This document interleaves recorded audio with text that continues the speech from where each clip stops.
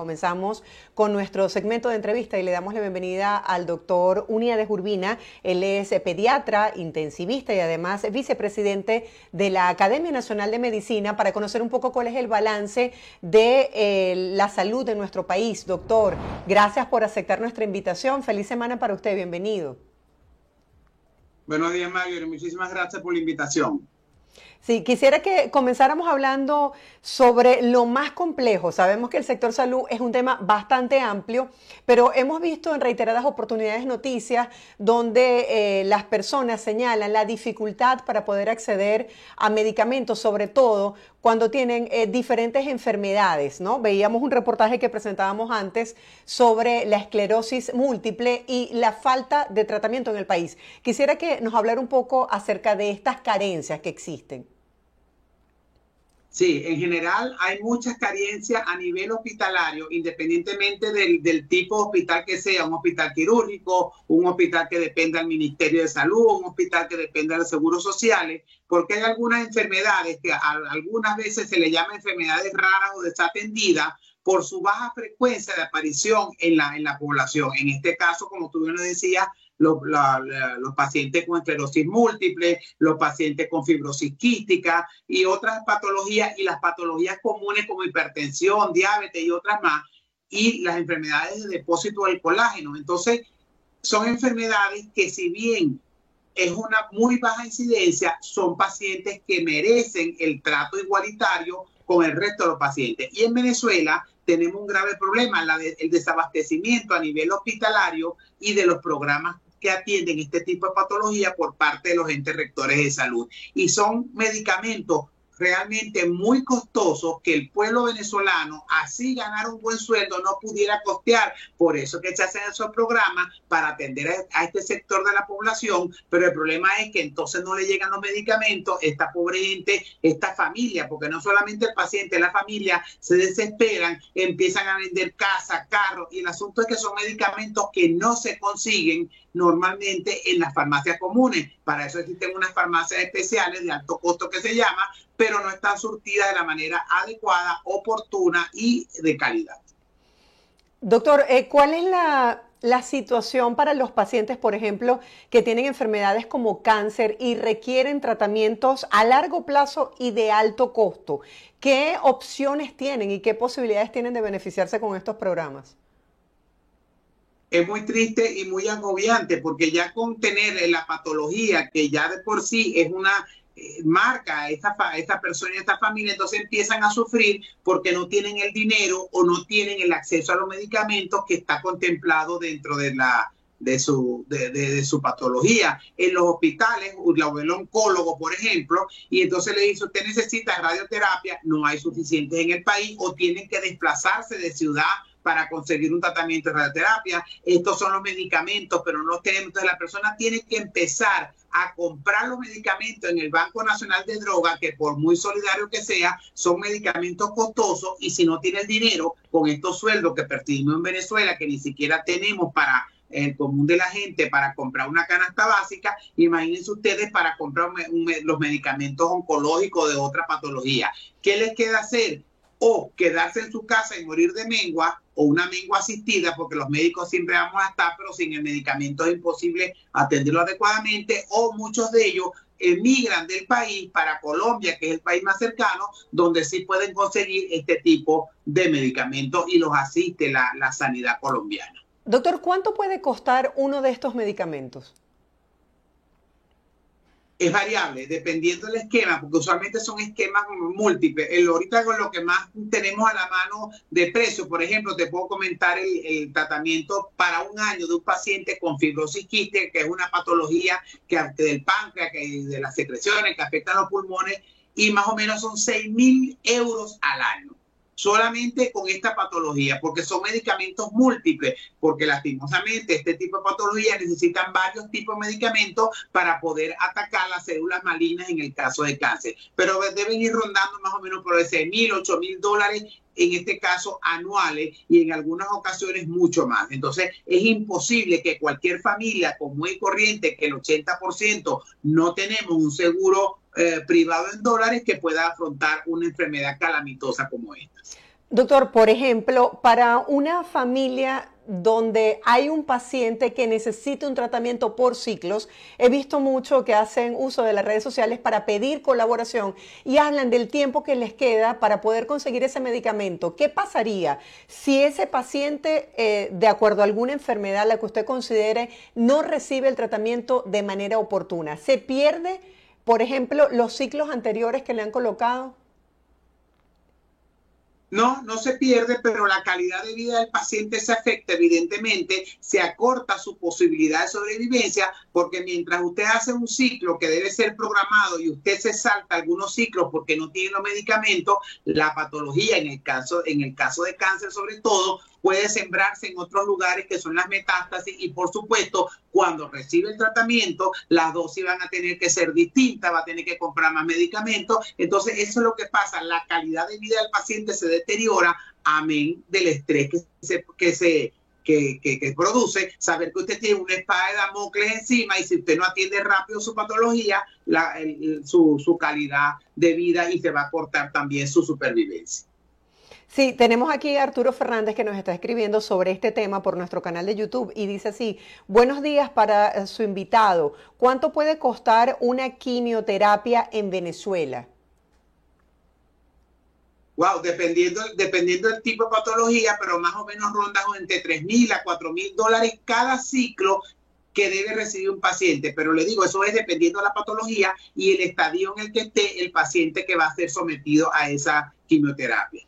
Por ejemplo, vamos a hablar de los casos más comunes. En el caso de la mujer tengo entendido que es el cáncer de mama, ¿correcto, doctor? Sí, señor, esa es la patología más común en Venezuela que produce morbimortalidad en nuestras mujeres. Ok, una mujer es diagnosticada el día de hoy con cáncer de mama. ¿A qué se debe enfrentar? ¿Cuánto es el costo del tratamiento y a dónde puedo acudir en busca de ayuda? Sí, cuando una mujer es diagnosticada con cáncer de mama, primero el estrés que produce eso, evidentemente el tratamiento no es solamente quimioterapia, también necesita un apoyo psicológico la persona y la familia. Cuando va a la quimioterapia, te puedo comentar el caso de la señora que nos asiste aquí en mi casa, mi mamá y a mí. Ella tiene un CA de mama y tuvo que pagar ahorita para un segundo ciclo de quimioterapia. Bueno, pagar no, está buscando el dinero para comprar, son $5,500 que equivale el tratamiento que le van a suministrar en un hospital público. Porque eso es lo otro, si yo voy a un hospital público donde por constitución el Estado debe garantizarme tratamiento médico del tipo que sea, esa persona primero tuvo más o menos 1 año y medio de retraso en conseguir donde la pudieran tratar, porque repito, los médicos estamos, lo que no tenemos son los medicamentos ni los equipos para hacer diagnóstico y tratamiento. 1 año y medio de retraso significó que esta persona ya consiguió parte de los $5,500, afortunadamente porque tiene un hijo que vive afuera, pero el asunto es que mientras lo consiguió, pasó el tiempo y ya tiene metástasis en hígado y pulmón. Lo que comentábamos ahorita, el retraso en conseguir los medicamentos, que es obligación del Estado, pone en peligro la vida de esos pacientes. Pero en este caso, esta amiga, de esta señora que nos asiste en la casa, que tiene CA de mama, ya ronda los $5,500 cada ciclo y necesita al menos 3 ciclos en lo que va de año. Doctor, si un paciente, por ejemplo, necesita hacerse un tratamiento de radioterapia, ¿en qué hospital puede hacerlo? Ahorita puede hacerlo en el área metropolitana, en el Hospital Domingo Luciani. Pero el problema es que el Domingo Luciani, entonces vienen los pacientes de otros hospitales y de otras ciudades, la lista se alarga y la capacidad de atención, por supuesto, está limitada. Eso es otro factor que pone en riesgo la posibilidad de curación, que el cáncer afortunadamente diagnosticado a tiempo, tratado a tiempo, algunos tienen una muy buena sobrevida, algunos casi curados, pero si yo me retraso en diagnóstico, en tratamiento de algún tipo, radioquimio, por supuesto va a ser en detrimento de la evolución de ese paciente. Porque entiendo que no todas las máquinas están funcionando, doctor. Ese es el problema, de acuerdo a la encuesta nacional de hospitales, que es una encuesta no oficial, pero lo llevamos entre los 40 principales hospitales del país, todos los médicos y personal de salud que atienden ahí, que nos ayudan, más o menos el 70% de los equipos de radioterapia están inoperativos o funcionan de manera intermitente. Y la radio y la quimio son tratamientos que se deben hacer programados y cumplir los tiempos, porque si no termina siendo inefectivo, porque el cáncer en este caso se puede diseminar en el organismo del paciente. Doctor, ¿y cómo es la situación para los niños que sufren de cáncer? Similar, no hay tratamientos completos o en cáncer, como en todas las patologías, hay unos esquemas aprobados internacionalmente que te dice, usted con esta patología le toca ABC. Cuando usted llega al hospital le dice, sí, le toca ABC, pero ahí no, A no hay, B no llegó, entonces le voy a poner D, E, F. Evidentemente la posibilidad de recuperación no va a ser la misma, porque eso es lo que se llama medicamento de primera línea, medicamento de segunda línea, que a lo mejor usted es alérgico, hizo una reacción, pero el asunto es que si no hay la primera línea, yo tengo que irme con medicamentos de segunda línea que no son tan efectivos como la primera. Y lo mismo pasa con los niños, con los adultos, lo mismo pasa con los trasplantes. No hay trasplantes en Venezuela, no hay suficientes máquinas de hemodiálisis para los pacientes que sobreviven con una patología renal, y así vamos sumando problemas que van en detrimento de la salud del pueblo venezolano. Ahora, ¿cuál es la capacidad de respuesta en este suministro que tiene el Seguro Social? Y en todo caso, ¿existen fundaciones en el país que puedan ayudar a los pacientes que requieran de un tratamiento tan costoso como este, cuando hablamos de cáncer? Sí, la respuesta que da a los programas del Ministerio y del Seguro Social no son lo más eficientes posible. También hay que ir viendo el déficit que hay, que ojo, esto no es solamente producto del bloqueo que llama el gobierno, ni producto de la pandemia. Todas estas situaciones vienen presentándose antes de la pandemia, antes del bloqueo. Lo que sí es cierto que con el bloqueo y la pandemia evidentemente se agravaron los problemas. Entonces un hospital que debería tener una población finita, por ejemplo, 40, 50 pacientes en la localidad, le llegan 100 pacientes porque los demás hospitales fuera del área metropolitana o lejanos a las ciudades principales están en peores condiciones. Y entonces eso hace, por supuesto, que la capacidad de suministrar los medicamentos, si usted está programado para 40, 50 pacientes, que eso es la estadística, y le llegan 100, evidentemente no va a poder hacer la entrega de medicamentos oportuna y de calidad y en cantidad. Y si hay algunas fundaciones, pero el asunto es que es un papeleo como debe ser, porque son fundaciones que reciben aportes extranjeros y tienen que justificar muy bien la erogación del dinero para los medicamentos. Entonces, también uno le dice, vaya, hay algunas fundaciones, pero toma un tiempo para poder entrar en el programa y que pueda ser asistido esa persona.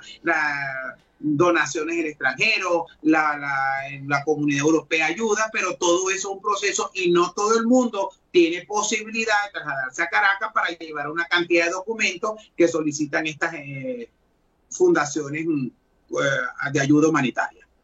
Claro, claro, eso lleva todo un protocolo y me imagino que por la altísima demanda no todas las personas pueden disfrutar del beneficio de este programa. Doctor, en este momento vemos noticias como, por ejemplo, que hay un brote de sarampión a nivel mundial, que hay un repunte de casos de dengue en América Latina. En el caso específico de Venezuela, ¿cuál es la situación con respecto a estas enfermedades?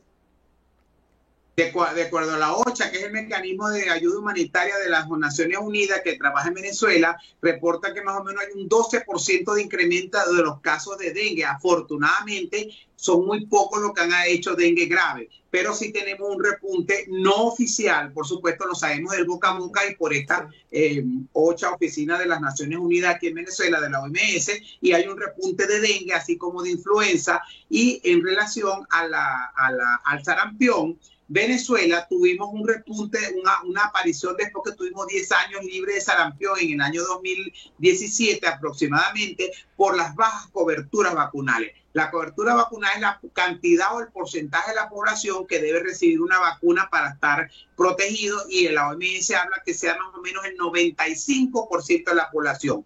En mayo del año pasado, en la OMS, la OPS, Oficina de Venezuela, publicó que Venezuela apenas llegaba al 37% de la segunda dosis de vacuna contra sarampión.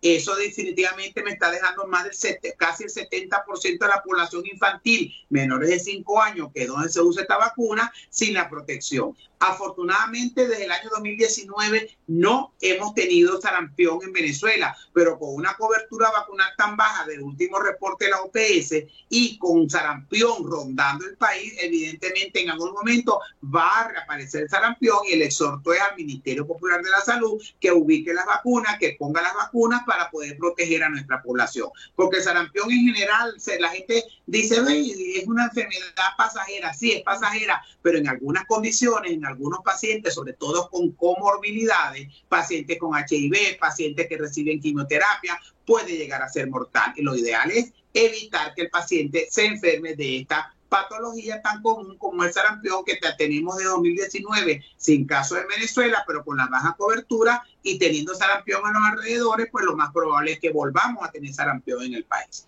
Claro, no hay nada más importante que la prevención, doctor, pero una vez que la persona ya ha sido diagnosticada con dengue o con sarampión, ¿qué tipo de asistencia recibe en los hospitales del país? El paciente con dengue, usualmente la mayoría de la gente no acude al hospital porque no son síntomas graves. Cuando el paciente ve que no mejora, con el pasar de los días es cuando acude, y entonces allí, dependiendo de los signos de gravedad, que son básicamente signos hemorrágicos, ese paciente debe quedar hospitalizado, y como enfermedad viral no hay tratamiento específico, se da tratamiento de soporte, hidratación, antipirético, y algunos pues terminarán en terapia intensiva. Con el sarampión es lo mismo, es una enfermedad usualmente leve, que en unas 72 horas, máximo 4 días, empieza a remitir la erupción y el malestar general, y no necesita mayor tratamiento. Pero lo importante es que el sarampión es inclusive más contagioso que el mismo coronavirus, que tanto le tenemos miedo. Por cada persona enferma con coronavirus, más o menos se pueden infectar entre 8 a 10 personas. Por cada niño o adulto infectado con sarampión, inclusive en la etapa antes de aparecer la erupción, que es lo que nos va a dar básicamente el diagnóstico, se pueden infectar entre 14 a 16 personas. Eso es lo importante de tener a la población vacunada, para evitar esa diseminación tan rápida que tiene el sarampión en este caso. Doctor, gracias por toda esta información que ha compartido el día de hoy con nuestra audiencia de manera preventiva, información valiosa para nuestra comunidad. Feliz día y gracias por aceptar nuestra invitación. Muchísimas gracias a ustedes por el contacto. Era el doctor Uníades Urbina, justamente él es pediatra intensivista y además vicepresidente de la Academia Nacional de Medicina, presentando un balance de cuál es la situación del sector salud en el país.